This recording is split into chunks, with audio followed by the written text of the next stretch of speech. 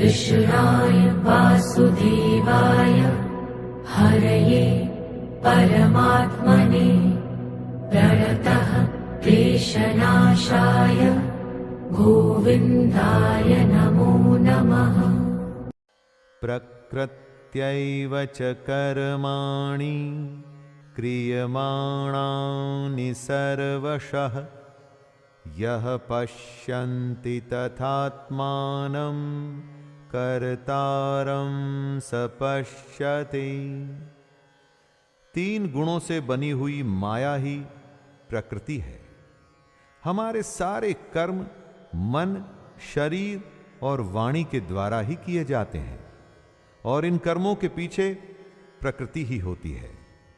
जो ज्ञानी होता है वो ये जानता है कि इन कर्मों के पीछे कर्ता प्रकृति है, आत्मा नहीं। हमसे हमारे कर्म हमारी प्रकृति करवाती है, आत्मा नहीं दोस्तों। ये बात सिर्फ ज्ञानी ही समझता है और इसीलिए सिर्फ वो ही यथार्थ को देखता है।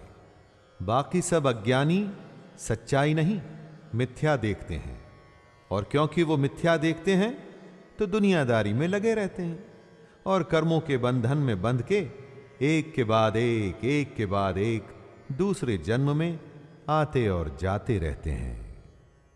यदा भूत पृथक भावम एकस्थमनुपश्यति तत एव च विस्तारं ब्रह्म संपद्यते तदा।